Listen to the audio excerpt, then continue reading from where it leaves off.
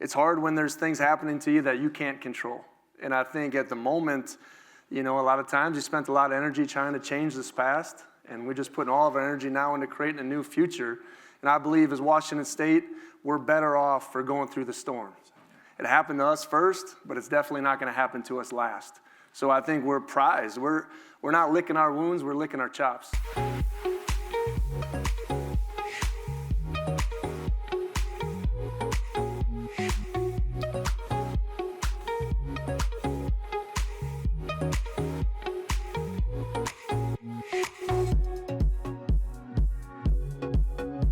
Welcome back, or welcome to Y Option. I'm your host, Yogi Roth, and we are truly into week 2 of this new platform on Substack. Check us out, yoption.com. So fired up for the feedback we've had. I mean, the intimate messages we've gotten from people that we called colleagues. I think we'll always call them colleagues from the Pac-12 Conference and Pac-12 Networks after those first 2 episodes with Mike Yam and Ashley Adamson. If you missed them, go check them out. And for all the feedback for everybody, it was kind of therapeutic for all of you, as you referenced. It was also therapeutic for us. So thank you for that as we continue to turn the page and look toward this season. All right, framework. Today's episode is going to be really fun because it's going to be from Las Vegas. I hosted After Hours with the Beavs and Cougs, which was their media day in Las Vegas. We'll get into the details of it when I bring Jim Thornby in here in a minute. But we talked to Jake Dickert and Trent Bray, as well as learn the stories of 4 players from both of those respective schools that are amazing. They're inspirational. They will blow your minds. If you sit through them, you will truly understand why we take the helmet off of athletes on this show and dive into who they are, what they're about. Literally, I don't think we asked one football question to either the head coaches or to the players. So a really powerful episode today. I want to thank you, of course, our partner in 76 around all these conversations. We love just going with our partner and all of you. So with that, I want to bring in Jim Thornby because there's also some news, Jim, and that's why we're doing this show, to talk about things that are late and breaking. 2 things I want to talk about today with you, man. 1, we just came back from Mountain West Media Days. First time, I think, either one of us. Have you ever been before? No, that was first for me, for sure. Okay, first time. And we go up and talk to longtime friend of the program, Jeff Tedford, who I met when I was a young GA. I can remember calling my first Cal game and was so intimidated by him. When he was the head coach, I was working at Fox. This is like 15, 16, 17 years ago. And then when he was out working at UW, he was also coaching at Elite 11. So you got to really get to see a bunch of sides to him. We talked to him. Then all of a sudden, a couple days later, it comes out that he's stepping down due to health reasons. Jim, what did you make of Coach Tedford stepping away from the game? This is, I think, the 3rd or 4th time he's had to do this due to health reasons. Yeah, I mean, the second time he stepped down as the head coach at Fresno State, and so it's just all. I mean, it's just, you look back at his career, and he played at Fresno State. And then, he worked as an assistant there, where he worked with your buddy Trent Dilfer way back in the day. And then he went on to Oregon, where he worked with Joey Harrington and Achilles Smith. And then he got that head coaching job at Cal. And you look back at the last 70 years of Cal football. He has 2 10-win seasons. The last coach to win 2 10-win seasons at Cal was Pappy Waldorf in the 40s. I mean, you look at Sonny Dykes, you look at Justin Wilcox. I mean, those are 2 great football coaches, and that shows you just how hard it is to do what he did there. It's really incredible, and the legacy he's left up and down the West Coast is it's definitely underreported. Yeah. Well, I think it's interesting how, as time goes on, I think he's a college football Hall of Famer. I think Chip Kelly's a college football Hall of Famer, but recency bias might say otherwise based on, Chip not winning a Pac-12 title at UCLA as the head coach. And who knows what people would say about Tedford now. But I think, he's changed the game. I go back to when he was at Cal, because I was a young coach then. And I can remember being on the staff, and you could feel it when Coach Carroll was going up against a staff that he was not only dramatically respected, but also was like, look out, their stuff's really good. Mike Riley was that way. Jeff Tedford was that way. And I think when you look at their backgrounds and, of course, what they both have done, you're not surprised by that. I also think of the young coaches that he's mentored. Like when he was let go at Cal, he went to Tampa Bay to be the offensive coordinator. Marcus Arroyo, who's now the ASU offensive coordinator, he was a GA back then, same as I. That's when he and I first connected. Well, Marcus went with him. It was the first time that Coach Tedford had to step away to do health reasons before his first game calling plays for the Bucs. And here came like a maybe 29, 31-year-old Marcus Arroyo had to call plays. But he said that like while it was nerve-wracking and chaotic and stressful, he was prepared because of the time he spent under Jeff Tedford, and he's influenced his career ever since. So I think of that and like the influence of some of these guys, these legends like Coach Tedford, is going to go on for a long time, right? Look what he did with Kalen DeBoer, right? He also brought Kalen DeBoer there, and then Kalen DeBoer took over to become the head coach of Fresno State after Jeff Tedford stepped down. So just a powerful group of people that have influenced by him. We're trying to get him on the show. Hopefully we can do that just to talk football with him, talk about his story a little bit, and of course wishing him true relaxation. But I'll just say this from a news standpoint, like we literally had the conversation with like, hey, how you feeling? How you doing? You look forward to the season? And he was like, yeah, I can't wait. So something must have come back to change his opinion and know how much he loves this game and this craft, and heart breaks for him. But also it's a good thing for him if he can, be around as long as humanly possible, because all of football needs Jeff Tedford in some world in his life. And I bet every coach is calling him now, Jim, being like, can you be an analyst for me? Like, can you be an analyst just from home? So who knows? All right, second bit of news. This one's close to the heart. I think we should bring it up, is Clemson, Florida State. It just seems like they're constantly in the news. We live this with SC and UCLA. They weren't in the news because it just happened overnight, but then lived it again last year with the other schools that departed. What are your thoughts? Because you are a 12-year employee at the Pac-12, Jim. Kind of curious, as you read these reports and Twitter goes crazy, where do you net out? I just think of it as, of just of a common ACC employee right now, and you're seeing these stories online, and you're trying to figure out what's real, what's not, because at the end of the day, like the people who really know what's going on in these stories, that circle is really, really small, and for a reason. And so I think about, looking back for you and I and all of our colleagues, and, we'd see a story from some random Twitter account, across the country, and they have information about this or that. And you're just kind of going like, what? And you're trying to decipher what's real and what's not. And sometimes sometimes it feels real. And so you're like, and you're trying to like get a pulse on that. And sometimes you're like, there's no way this is right. But then that actually does happen. And so you're just like it. So I can only imagine, and feel for those folks over there right now as they see, as they deal with seeing these stories on a daily basis. And who knows, this, it doesn't seem like this is something that's always something is going to change overnight. I mean, this is going to be a long haul story, one way or the other, no matter which way it shakes out. So it's not fun. It's definitely not fun. Yeah. And what's interesting too about those two schools is like they're favorites to go win that league. So that's the tough part of like, if you're covering the league, let's just say you work for the ACC network, or to your point, you're an ACC conference employee. Like you're in this really unique world of like, there's like a legal suit going on, and your job is to promote like the school and the student athletes and the programs, et cetera. So it's a tough line to walk.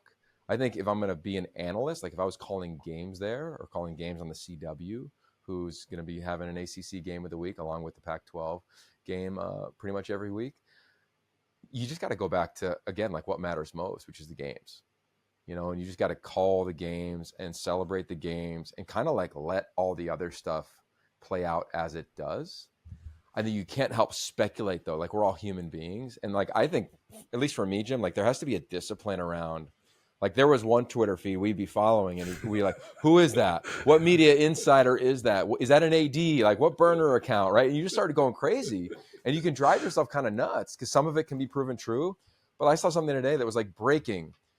If a conference changes, like Washington State and Oregon State will have a home. And I'm like, what breaking news is that? Like, you're just like capturing eyeballs in my opinion, an unthoughtful way. So we won't do that here, but we will have a thought on maybe how to navigate that for both of those schools. Okay, so let's talk about two schools that are navigating, what was chaotic for them over the last year. So to set the stage, last week, you and I were in Las Vegas along with members of the Pac-12 Conference. And instead of having a traditional media day like we've had in the past, or everyone is having now, SEC is in their final day right now. I'm going to go off to the Big Ten media days, work for Big Ten Network next week to cover that conference. We decided, and the conference decided really under Commissioner Teresa Gould's leadership, like we have to create something. They created a really bespoke event. It was amazing. It was intimate. It was a small room in the Bellagio, which is where the Big 12 media was staying. It was the day of Big 12 and Mountain West Media Day, so you had media members in Las Vegas. And it was titled it was titled After Hours with the Beavs and the Cougs.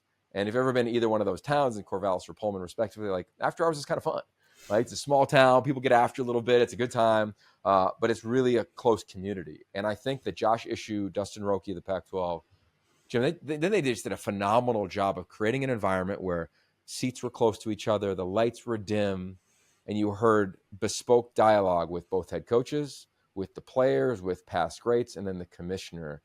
And I think walking out, personally, I felt like they nailed it. I thought media members were really happy with it. You ran communications to the Pac-12 for a couple of years. Like, what was your takeaway after the event and in subsequent days since then? Yeah, I mean, it was definitely you couldn't do a normal media day with everything that's going on. I mean, that was just the reality of the situation. And like you referenced it to the media, in the beginning there, hey, there's no Radio Row here. There's no, there's not all the typical things, but it's also, when you go to a conference media day, especially now as these conferences get bigger and bigger, there's not as much hyper focus as there is with this event, where it is just two schools. It is just two head coaches. It is just 4 student athletes. So like those stories kind of stand out even more because everything is so much more hyper-focused. And I thought from that perspective, I think it's the way you had to do it. And I thought it worked pretty well. Cool. Bonus within that, good friend Taylor Kavanaugh, who was a former walk-on turned scholarship wide receiver at Oregon State. He runs a production company called Blue Ox Films, which I think is the best in class. They also created a 3-part mini documentary on these two schools that highlighted the past, the present, and the future. And each one of the acts were in between an interview session. So after the head coaches, there was Act 1. After the players, there was Act 2, et cetera, et cetera. So check it out. That film is linked in our Substack newsletter at yoption.com. And part 1 of today's episode is both head coaches, Trent Bray and Jake Dickert. So on behalf of our proud partner, 76, who we love. So if you're going to fill up your gas station, if you're go and do a campus, make sure you stop and fill up at 76. It's the go-to for me and my family, as it is for Jim's. Do that maybe while you're listening to this episode. So today's conversation, part 1 of it, is Jake Dickert, Trent Bray, presented by 76.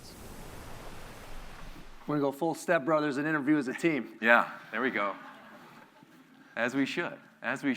So both of you, thank you for the time and coming tonight and bringing your team and being a part of this thing. But the title of the film is Welcome to the Fight. It's been a fight.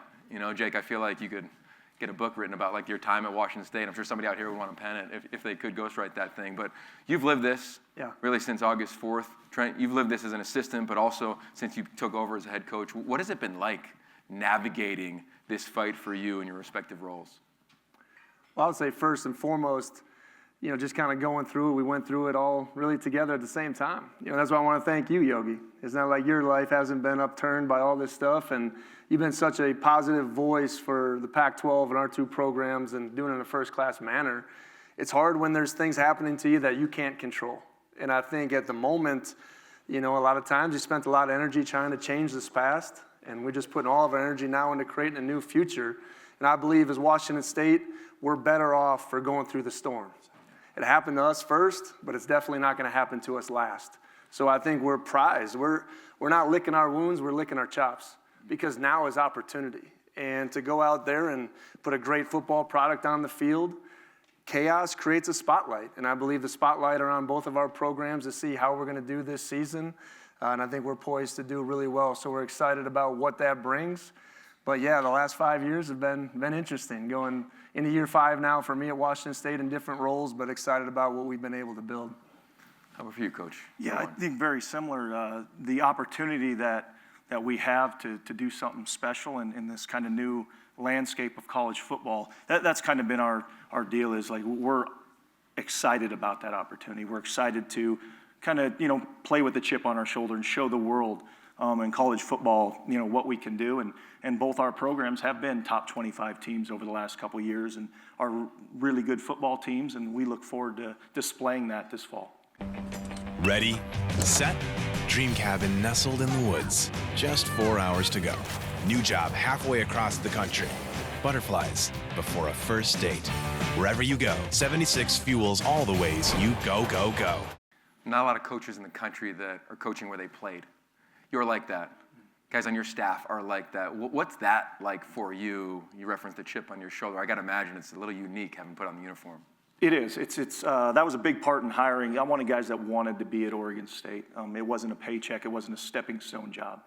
So going out there and looking for guys that are elite at what they do, number one, but also, have a tie and want to raise their kids in Corvallis, want to be a part of this thing. And I feel great about that staff and having those guys on our staff. I really feel from other media days over our time here in Las Vegas, I've talked to coaches and people across the country, like the ones that are here in this room. It feels like you guys are like America's team. Like, if anybody's played a sport and competed, how do you not root for what you guys have gone through? I'm curious, do you feel that at all in the role that you sit in right now? I would say sometimes you're so laser focused just on your own situation and what you're trying to do and what you're trying to build. I think Cougs, you feel more from a fan base. Cougs everywhere, from coast to coast, just chiming in and showing their support and showing that passion. I think I felt that more than ever, than even I have through the 5 years that I've been there. And I think that's kind of the biggest thing. But you only hear the noise that you allow in. And I think that both of our programs probably have to do a really good job of staying focused on the task at hand, and that's getting ready for a tough football season. And Trent, I'm curious for you, because I think a lot of us that cover the sport, we try to project what's it like in a locker room. What's it like in this NIL, transfer portal world? Curious what your team has been like and what you've learned about them in reality within the walls of your facility. Yeah, it's a unique time. I think it still goes back to one thing: the star of the team. That was a big for us the last couple of years, and I believe in it. The individual is part of the team, so it starts from the individual that feeds into the team. And so we want to be about team first, player-led, team first, and if we do those things, then we can continue the success that we've had. Coach Dickert, you referenced last year many times the quote, "We belong." Yeah. So when you look at the top levels of college football, where do you stand right now around that concept? I'd imagine you'd agree with it, but provide a little depth if you can. I feel the same way I did back then. I think the biggest thing you have to look at when things turn over is investment, right? And I think that's the biggest thing that we've been trying to do at Washington State, and just take a stroll through campus, building a brand new indoor football facility, one that's, Mike Price was promised, 20 years ago. I'm sure, Ryan, you were recruited on that deal, right? There you go. Jack, you were out in the snow. You had no chance. We have a new Champion Center complex, mental health services, new academic center. We're just finished up on, getting the funding for a new locker room. So investment is being had. And I think that's an important place. And those are the places that we want to be at. They love their Cougs. They want to invest heavily in it. And it's a great athlete experience, right? So that's where we're at. And when you run out the field at Giza, you feel it in the people and the passion in the place. And I think that's very special to be at Washington State. One more for each of you, and then we'll open it up to the media. But I'm curious for you, Trent. You and I have talked about the opportunity with this expanded playoff and the CFP, even a mid-conference realignment. Talk about that with your team at all, and what do you think about the opportunities available to Oregon State, even in a two-team league, but with the playoff expanded? Yeah, we've talked a ton about it. This is probably the best opportunity we've had as as a program to make it to that expanded playoff. When you look at 7 home games and how hard it is to play in Research Stadium, how our season lines up with buys and who we got and where we got them, I think our opportunity is better now than it ever has been, and certainly better than if we'd run off to other conferences with some of those other teams. So we're really excited about this unique opportunities over these next 2 years for sure to do something really special. And Jake, you've seen small football in college football, yeah. Small divisions to where you sit now. Curious your thoughts on the state of the game. I think it's really important, what lens are you looking through? The lens I look through, Yogi, is that this is the greatest sport in all the world. And not just football, college football. The passion, the traditions, the rivalries, the fast pace, the tempo. Not great for our defensive coaches, right? But it's an exciting brand, right? So if you watch it through that lens, the chaos, the challenges, the ever-changing landscape, you still look at it and say, we are, in the best profession that you possibly could be in. We get to work with great student athletes. Right? I got Williams, Kyle Thornton, guys with completely different stories, backgrounds, bonded together because they love the team and they love the Cougs. And that's where we're at. And, I think if you're creative and crafty, you got to set yourself up to navigate what's next. And that's where I think both of our programs are. Like I said, we've been through the storm. New opportunities are there if you want to take advantage of them. There's more opportunities than ever for coaches. There's more opportunities than ever for players. And I believe there's more opportunities than ever for programs that want to go out there and do it, right? Trent alluded to it. There's 7 CFP spots. It used to never be that way, right? The at-larges, right? So we're just excited about going out there and creating opportunities for yourself. But you have to go out there and create those opportunities because that's the world we now live in. And heck, I'd love to see the playoffs go to 28 teams, right? Kids have proven they want to play in the playoffs, right? So go out there, and that's how D3 does it when I was there, right? So let's find that type of model. Let's go out there and do it, and I just think it's exciting times that are ahead. 2 head coaches love the stepbrothers line from Jake Dickert, right when they got on stage. Jim, what was your takeaway for watching these 2 being up there together? I think that was it. I mean, we talked beforehand about this wasn't a normal media day. Normal media days, the coaches aren't up there together. Everybody has their own individual time. And I thought it was a great show of unity by the 2 of them because they are in this together. For wherever this goes over the next couple of years, they are, obviously not the week that they're playing each other, which, as Ron Stone noted, we still need the Pac-12 still needs to come up with a name, or the schools need to come up with a name for that game. But I'm sure they're going to be rooting for each other every other week because that just helps build on the strength of what they're doing. So I thought that was really cool to see them up there as a united front. Yeah, I think my biggest takeaway is that, we all turn the page because games are coming and the season is coming, but you don't forget what happened. And I feel like this team, because of their leadership of both head coaches, they have a really healthy lens on what happened to them, right? I don't think all their attention is on, the 10 schools that departed the Pac-12. I think they know what that felt and what that tasted like.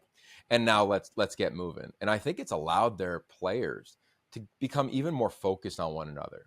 So with that, I think it's the hardest thing right now for a team in college football is to build connection and culture, because so many new players are coming in. There's so much chaos that can happen within a portal period or a second portal period. These 2 teams have found a way to navigate that in a really cool way. And I think if they're in tight games, because it won't be easy, as Jake Dickert and Trent Bray referenced, they know what it's like to go to Boise or go to Fresno. I think they're going to be able to win those close games because I think this experience has bonded them in a way that's just so unique to our sport, which was really fun because after we talked to them, we talked to 4 players. Jermaine Terry II, tight end who started his career at Cal, and now he's a star at Oregon State. Also, Jaden Robinson, 7th year corner. The 7th year thing is a thing, right? We talk about that in our conversation. Jaden Grant, of course, was a 7th year guy for the Beavs. And then for Washington State, it was the 2 Kyles. Kyle Williams, wide receiver, Kyle Thornton, star linebacker. And all 4 of these stories blew my mind.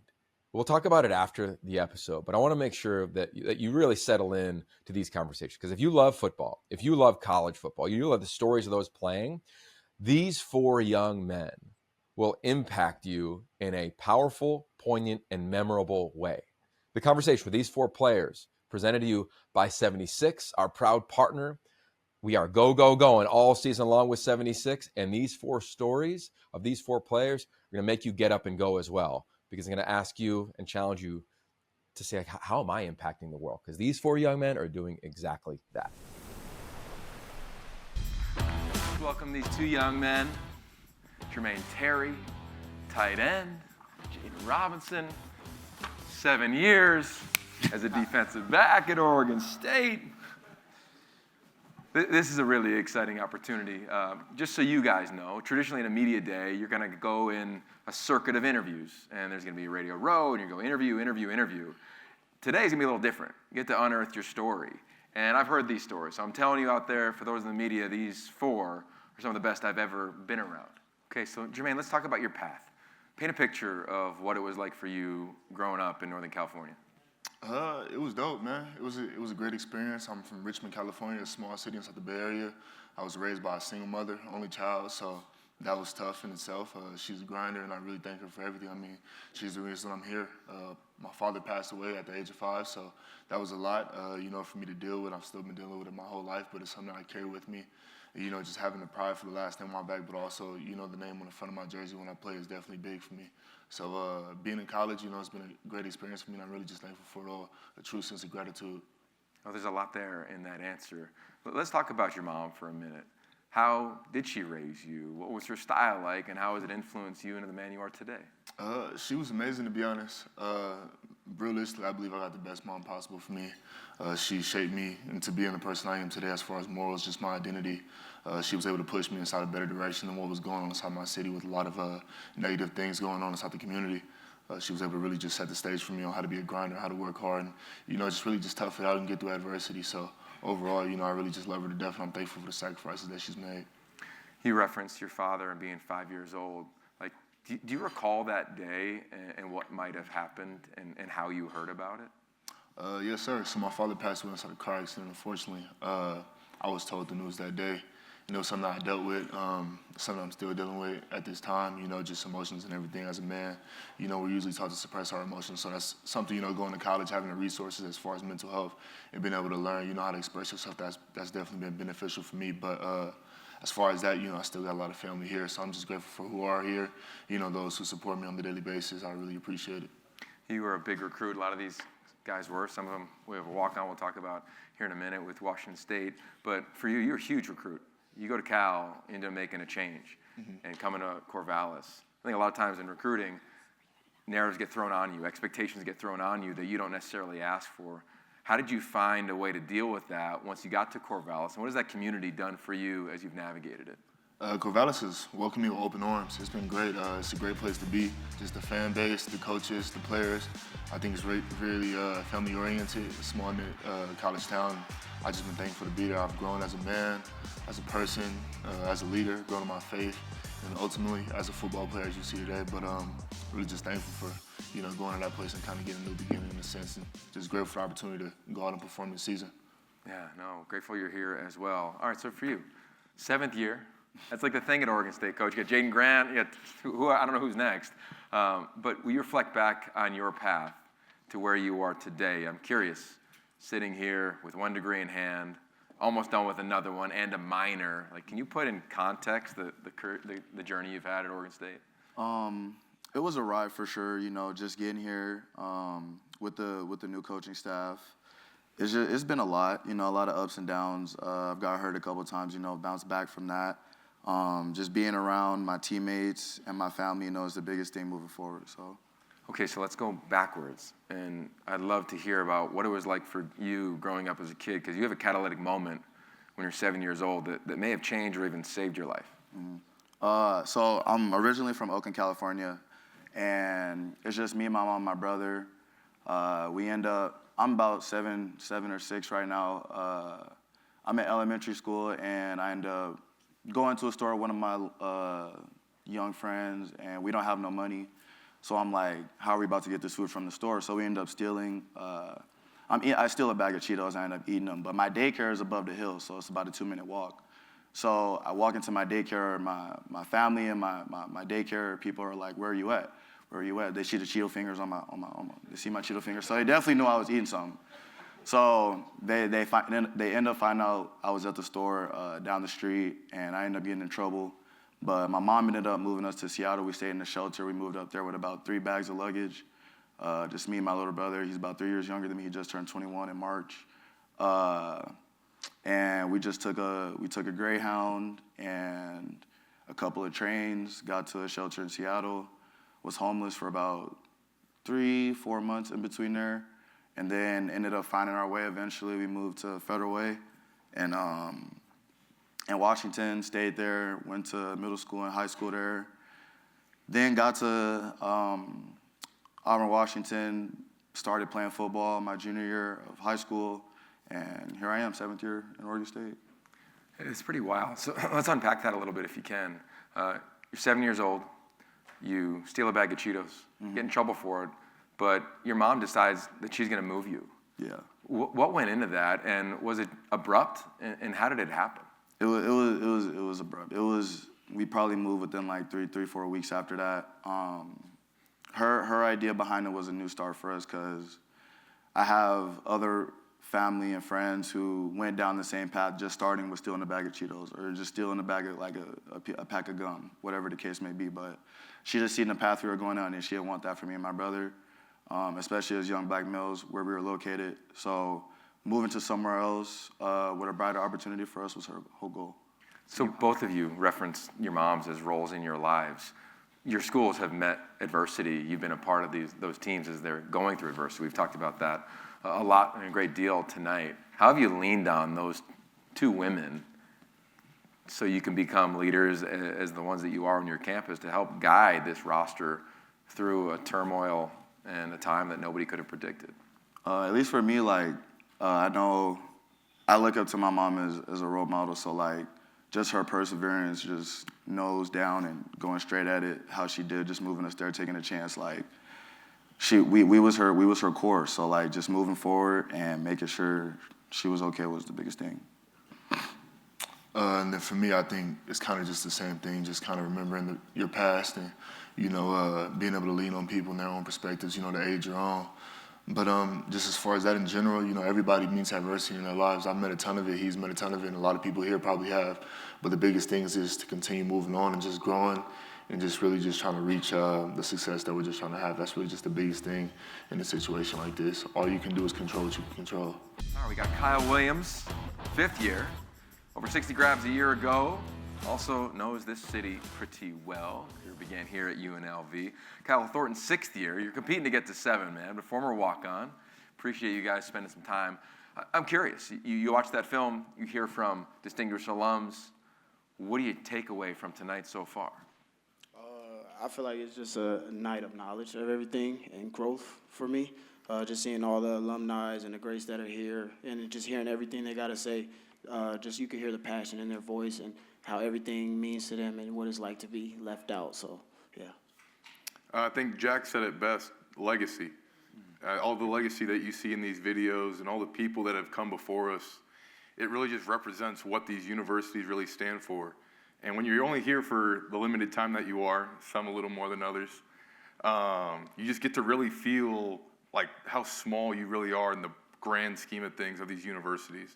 There's just so many people that have come before us and really laid the ground for what we're standing on right now, and I just could be more blessed for it. Okay, so let's talk about family. How did it begin for you, and paint a picture of how you found your way to the West Coast? So it started off in Baltimore. I moved out when I was about 7, 8. Just jumped on a plane with a random dude. That was my dad. I didn't know him at the time. Got off the plane. I ended up staying with my sister's grandma for a little bit. Just bouncing around from home to home, just trying to find a stable house. And then it was one day that my dad just decided to bring me to my stepmom's house. He dropped me off, and then that was it from there. And then, yeah, that's how I met my mom. Wow. And tell us about who you call mom now. How does she show up in your life? It's crazy because this sometimes makes me tear up just thinking about it. I got off the gate, walked in the house. She looked at me. It was like a face of disgust at first. Like, who is this kid? And then as time goes on and she sees that I never really had a mother in my life, and she ended up taking over that role. And like, she's such a strong woman for that. She was already dealing with 4 other kids, and for you to bring another kid in the house that you have no ties to, and you want to show him that mother label and play that role for him when you had no obligations to it, it really showed a lot for me, and she really holds a special place in my heart. And there's a theme that's kind of come out tonight, which is like, when adversity strikes, like, do you meet the moment? That woman met the moment for you. How has that continued to be a guiding light for you as you have had many moments of adverse situations throughout your life? It's just knowing that, like, for her, I've never seen her give up. I've seen her shed tears, but I've never just seen her back away from any situation. She attacked every problem, head down, chin up, chest poked out. You never see any worries on her face. So just seeing the way she responded to adversity, it just gave me the strength to know that if she could do anything, I could do anything. Aaron Williams, right?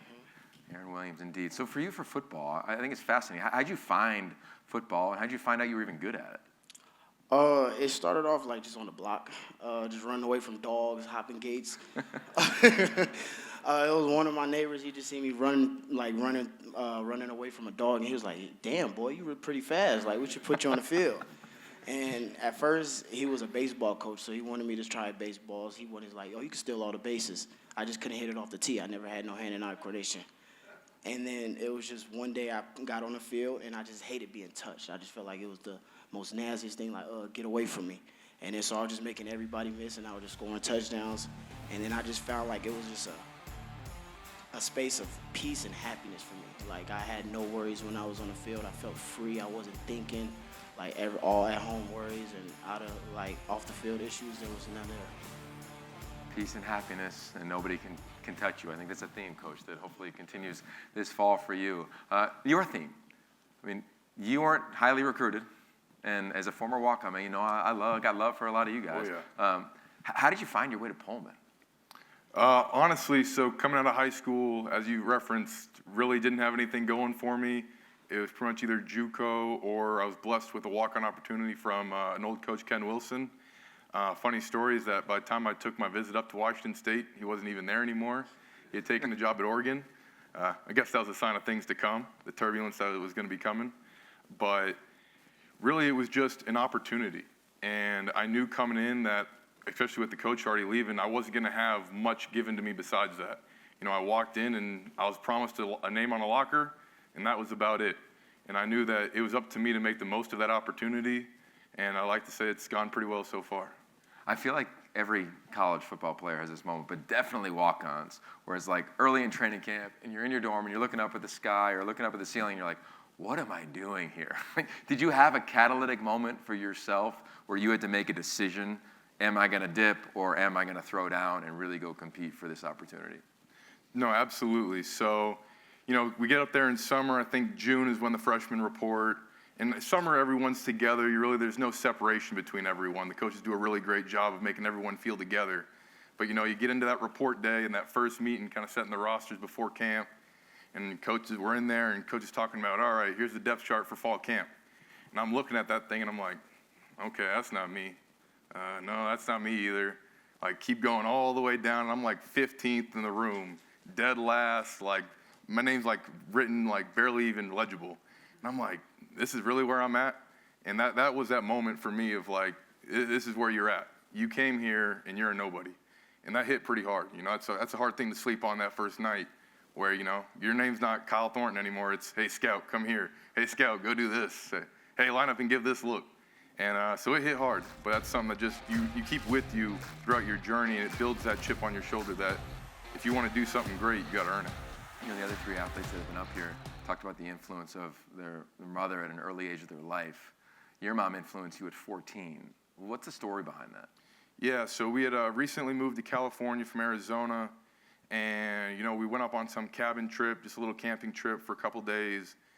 We get back, and my mom randomly starts kind of feeling a little fever come on, you know, some kind of flu symptoms. We don't think nothing too much of it, but she kind of deals with it for a couple days, just tries to ignore it, you know, typical mom stuff, putting on that boss face, you know, still taking care of the family. But, you know, a couple days goes by and she's really not feeling good. She ends up going into the hospital, and within about 24 hours, she goes from just having the common cold to having what's called Guillain-Barré, which is a super rare autoimmune disease where essentially your nerves start attacking themselves. And so she went from being fully healthy to paralyzed up to her mouth. And for about a week, we didn't even know if she was going to make it. So that was a super scary time, obviously, in a super new place. A lot of new faces, a lot of new change going on, transition to high school. And like the matriarch of the family is just like laying up in the bed and you don't know if she's going to make it out. And that was a really tough time for the family. But, you know, the thing that like made me most proud is just she never, no matter what she was going through, she never forgot to ask how I was doing. Always showing love to me no matter what she was going through. How's she doing now? Now she's fully healthy, all thanks to God. She's doing amazing, fully recovered, and now loves making it to as many Coug games as she can. Yeah, she does. She's got that jersey on. There you go. Well, I got a couple more for you, but I want to make sure we open it up. Ron Stone Jr. Oh, God. You guys mentioned some of the great Coug alums that have came from the past. Who would you say your favorite Coug alum is? Me first? Can't say Ron Stone Jr. No. We know you. Yeah. I don't know. I mean, that Brennan Jackson guy, he was really a cool hero for me. No, never mind. I don't know. It's hard. You know, when you've been there for 6 years, there's a lot of good faces to pick from. Jahad Woods is definitely up there. I mean, the guy's still on the board for like 4th most tackles in his career. I was there to witness his 165 tackle season. Just like being in his position now, it's unreal to fathom just how amazing that is. So he's got to be up there.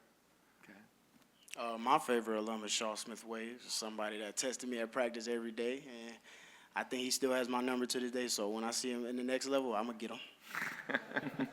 I'm curious for you guys, the chip on the shoulder. You know, as Jack Thompson said, it's always been there. As Ryan said, it's anybody can play anywhere else. Takes a special individual to play at these schools. But everything that this team and these teams have gone through over the course of the last year, I'm curious what it's done to the players in the locker room.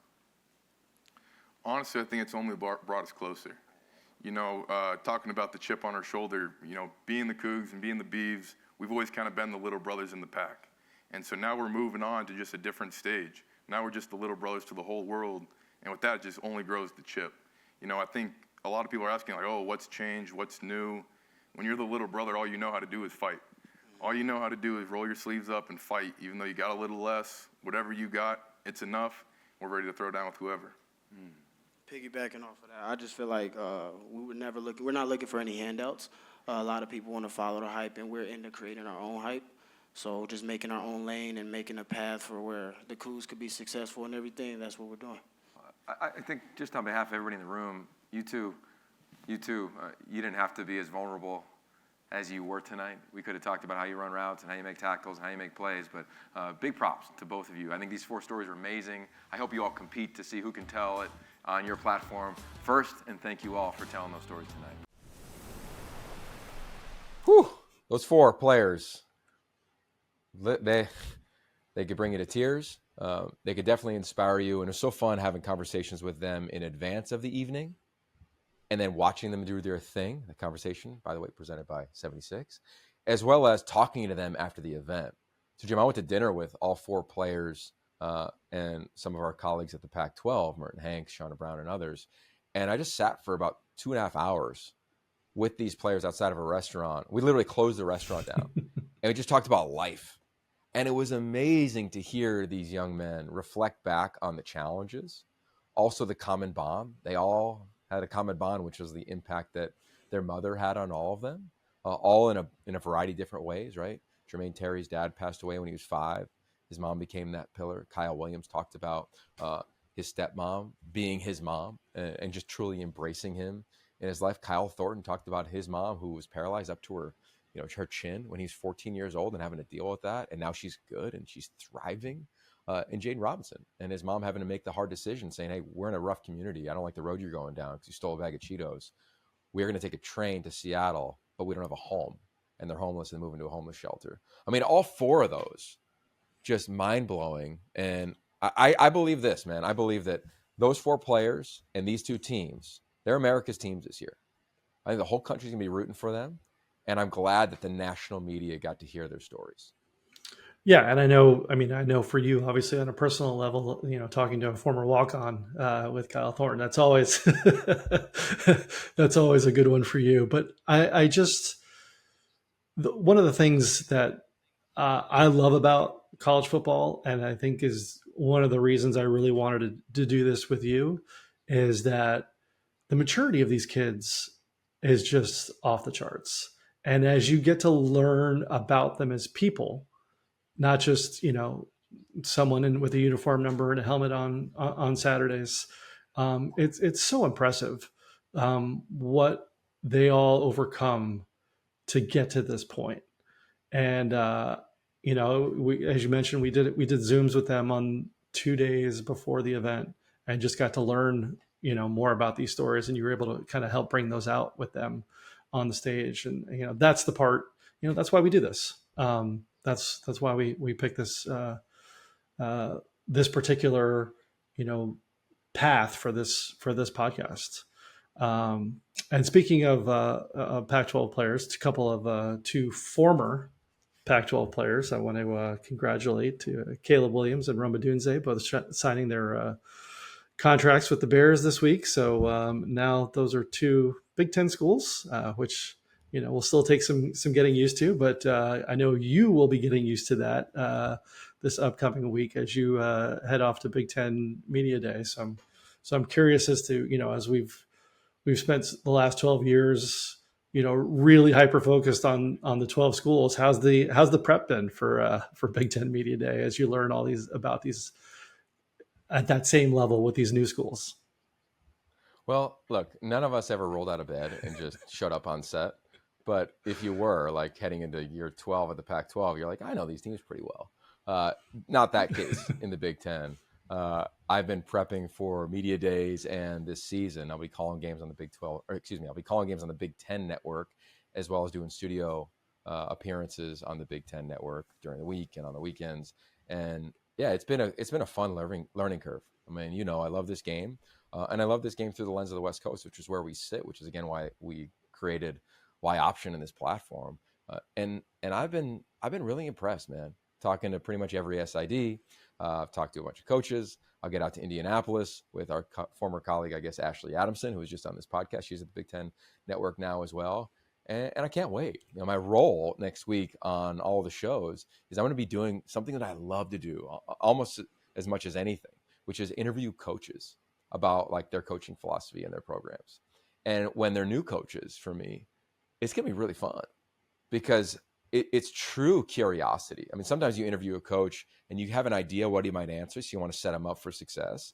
I can't wait to sit down with some of these guys. I've connected with Ryan Day before. He contributed to 5-Star QB, the quarterback book, which I'd recommend you get, Amazon Prime. Like, I think there's maybe another couple hours left in that thing. So get that puppy if you can. But I'm excited, Jim, to talk to all these coaches, meet these athletes, call these games.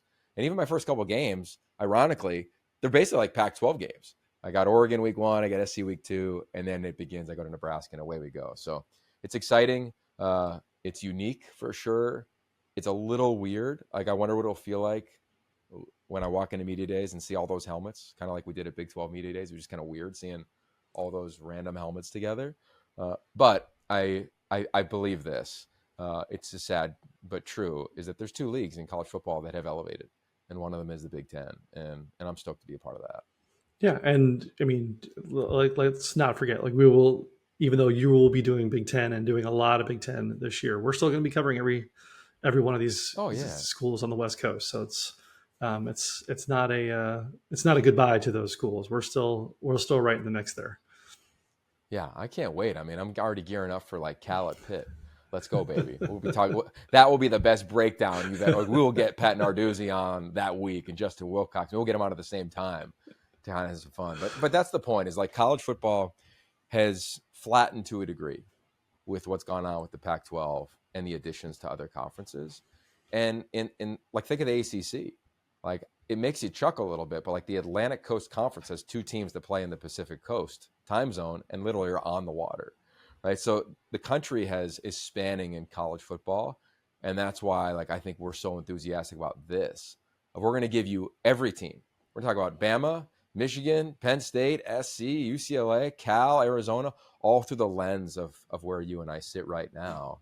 And who knows, man? We're going to sit back and enjoy the ride. See what happens by the time our next episode drops. Like maybe there'll be more realignment.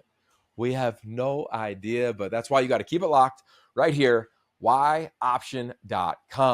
This was today's episode, After Hours with the Beavs and Cougs. And as they like to say, welcome to the fight. So welcome to our show, and hopefully you enjoyed today's episode. Stay safe. Peace.